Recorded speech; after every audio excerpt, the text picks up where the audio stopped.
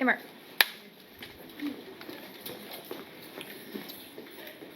Camera set. And background. Action, Blake.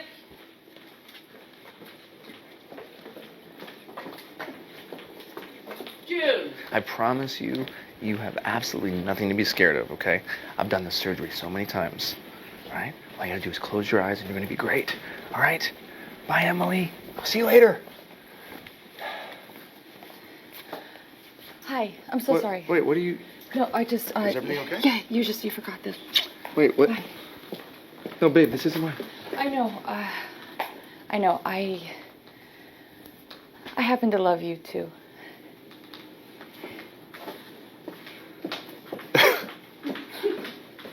Blake Lively and her husband stepped into a movie project and gradually took control of how it was promoted. Public records include a complaint saying that Wayfair handled advertising duties. However, a letter Blake sent to the Producers Guild of America tells a very different story. In that message, she explains that she and her husband, Ryan Reynolds, personally designed the publicity and promotion plan. That letter was attached to a statement of undisputed facts. Last week, Blake tried to keep that document from public view. The reason now seems clear. The letter shows she was not just following orders, it presents her as the person in charge.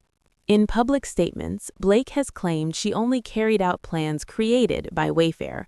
Her own written words directly contradict that claim. At the center of the dispute is whether she acted as an employee or as a leader. In the letter, she describes herself as producing content days with her husband and their company to create promotional material. She says she organized shoots with cast members, producers, and the author to generate attention before release. By doing so, she takes credit for nearly every stage of the process, from early preparation through editing and final release, even though she says she had no role during initial development. That raises questions about how she qualified for official producer credit. The letter was meant to stay sealed because it weakens her public position. It repeatedly states that she held authority. The same 17-point agreement she downplays in interviews appears carefully built into her message to support her takeover of the project. In that document, she claims responsibility for marketing ideas, filmed promotional material, event planning, and special appearances. She says she arranged book bonanza, created digital material, handled logistics, pushed location changes, and influenced staffing decisions. Many of these actions are things she has denied doing in public, instead blaming Wayfair. She also claims responsibilities far beyond marketing. According to her letter, she managed workplace concerns, acted as a mediator between cast and crew, and oversaw safety measures. She writes that she handled health protocols, security issues, and set protections. She even states that she stopped filming when rules were not followed. Critics argue these claims cannot be true, since she would not have access to contracts or private agreements. Still, she presents herself as the person who controlled these matters. At the same time, Blake has claimed she was a victim who lacked power. That creates a major contradiction. It is difficult to argue that someone managed schedules, publicity, editing, test screenings, and release decisions while also being only a subordinate. In the letter, she says she oversaw multiple screenings, reviewed extensive feedback, reworked the movie repeatedly, and led the version chosen for release. She even claims involvement with international distribution and sponsorship deals. The involvement of her husband further complicates matters. Though he publicly said he had no role, private messages show him praising a studio executive for protecting Blake and helping improve the movie. He offers loyalty and future favors, which suggests influence behind the scenes. Taken together, the letter and messages paint a picture of control, coordination, and authority.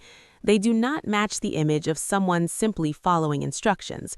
The question remains, if Blake directed so much of the work, who was really leading the project? Sony executives were heavily praised and promised future projects, which later seemed ironic. Josh Greenstein, who once worked closely with them, eventually moved to Paramount. After changing companies, he removed several of Ryan Reynolds' projects from active planning. This made the earlier praise look less meaningful.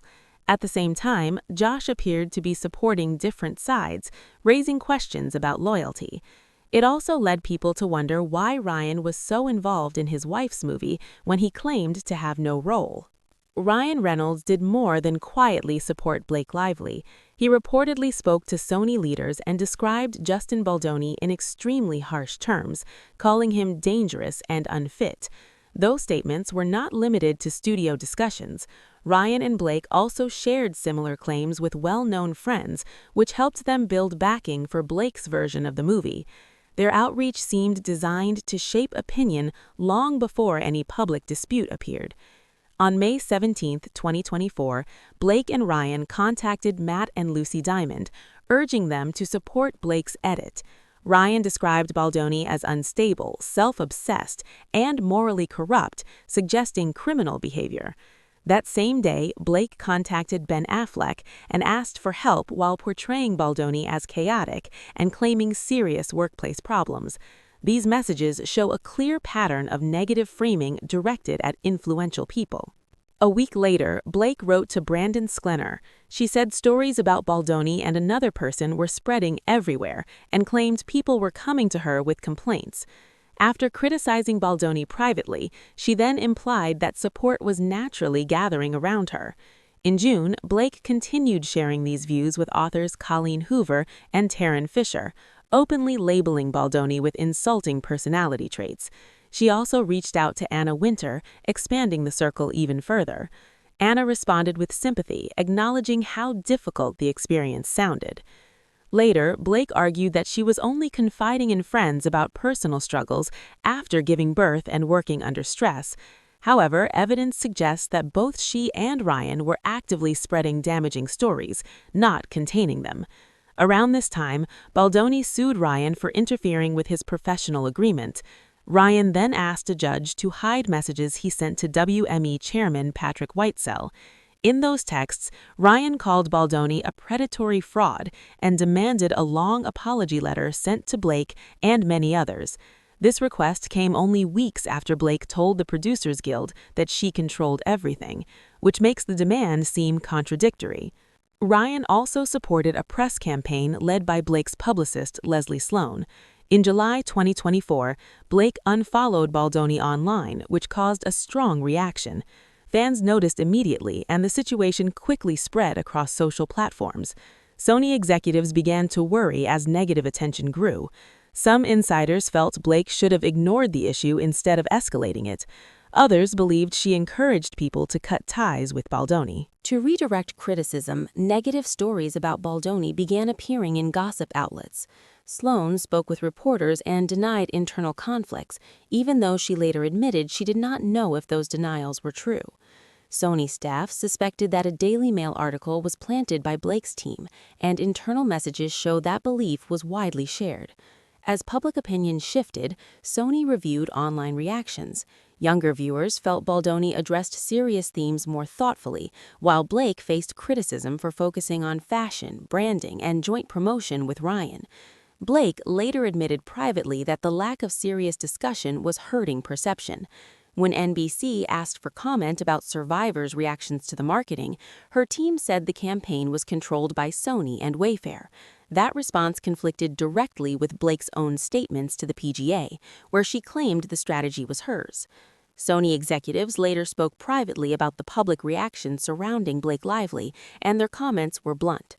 They believed the criticism did not come from an organized attack, but from her own choices. On August 11, 2024, Tahara Grant, a senior communications leader at Sony, wrote that Blake created the chaos herself. She said Blake handled the situation in an unskilled and immature way, pressured the studio, and then became angry when the situation turned against her. A few days later, Sony CEO Tom Rothman shared a similar view. He felt the response toward Blake had gone too far, but also said she caused much of it by ignoring advice and mixing product promotion with the movie's message. On August 21st, Sony's president added that none of this would have happened if Blake had followed standard industry behavior. allowing Justin Baldoni to attend the premiere, not pushing others to cut ties with him, and keeping the focus on the movie would have avoided the fallout. Instead, Sony leaders felt she refused to listen and acted as if she knew better than everyone else. At the same time, Ryan Reynolds was actively communicating behind the scenes. On August 9th, while Sony leaders were already saying Blake caused her own backlash, Ryan messaged his agent at WME. He suggested Blake's publicist should aggressively push back and believed the studio still supported them. His messages show he expected her PR team to attack Justin Baldoni in the media. Ryan also contacted writers and executives, repeatedly labeling Baldoni as dangerous and unstable. On August 13th, he wrote to Patrick Whitesell, describing Baldoni and his partner as predators and frauds. Whitesell responded that WME leadership was already organizing a response and working to control public opinion. Messages suggest they discussed tracking online conversations and coordinating media strategy, which appeared aimed at shaping the narrative rather than correcting facts. Blake's publicist, Leslie Sloan, also played a major role. She pushed reporters to remove quotes that made Baldoni look positive and shared damaging claims, including accusations about body shaming and inappropriate behavior. Sloan later testified that spreading negative details was part of her job, especially if similar claims had already appeared elsewhere. She admitted contacting journalists to influence headlines and stories, even when she could not confirm accuracy. Ryan continued coordinating efforts to influence coverage. His agent later told him they successfully stopped a Daily Mail article about Blake firing a key crew member. That claim was especially notable because Blake herself had already admitted that action in official documents. This showed a clear effort to suppress facts that conflicted with her public image. What stands out most is the contradiction in Blake's positions. In her letter to the Producers Guild, she claimed total control, saying she handled leadership, safety, and workplace issues. Yet in court filings, she described herself as powerless and mistreated. Both statements cannot be true at the same time. If she truly ran the project, then her claims of having no authority collapse. Newly released text messages with Taylor Swift add more context. Those messages show Blake speaking about Baldoni in hostile terms and suggesting strategic thinking around power and influence. Taylor's replies reflect that she believed Blake's version of events. Later messages show Blake admitting she had read private texts not meant for her, raising serious questions about how she obtained information. Taken together, the internal studio messages, PR actions, legal filings, and private texts all point to one conclusion. Sony believed Blake and Ryan helped create the backlash they later blamed on others. Their coordinated actions suggest a deliberate effort to control the film, silence opposition, and reshape public perception, even as they publicly denied doing so.